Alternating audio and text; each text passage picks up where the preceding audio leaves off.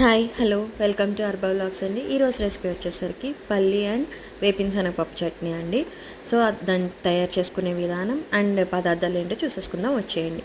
దానికి కావాల్సింది ముందుగా ఏంటంటే పానని పెట్టి దాని మీద దాంట్లో ఒక 2 స్పూన్ల నూనె అనేది వేసేసుకొని, మనకి ఎంతైతే కారం తింటామో దానికి తగ్గట్టుగా పచ్చిమిరపకాయలు అనేవి వేపేసుకొని, అండ్ ఎంత చట్నీ కావాలో కూడా సో దాన్ని బట్టి పచ్చిమిరపకాయలు అనేవి ఒక 2 మినిట్స్లో ఫ్రై అయిపోద్ది. వేసేసుకున్నాక దాన్ని మిక్సీ జార్లో వేసుకొని పక్కన పెట్టేసుకున్నాక ఏంటంటే అందులోనే పల్లీలు మనకి చట్నీకి తగినట్టుగా పల్లీలు అనేవి తీసేసుకొని లో ఫ్లేమ్లో ఫ్రై చేసుకోవాలండి.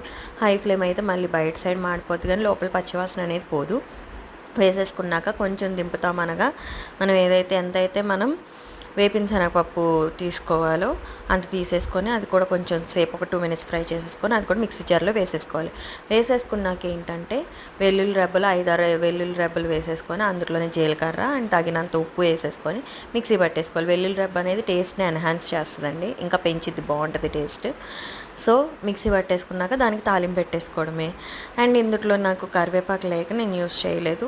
కరివేపాకు వేస్తే ఇంకా టేస్టీగా ఉంటుందండి. సో తాలింపు పెట్టేసేసుకొని సర్వ్ చేసేసుకోవడమే, అంతే. టేస్టీ పల్లీ చట్నీ రెడీ. అంటే ఒక్కొక్కరు ఒక్కొక్క ప్రాసెస్లో చేస్తారు కాబట్టి నేను ఈ ప్రాసెస్లో చేశాను. ఈ టైప్ ఆఫ్ రెసిపీ కూడా బాగుంటుందని షేర్ చేసుకున్నాను అండి, అంతే. Thank you for watching. Please subscribe Arba vlogs. Thank you.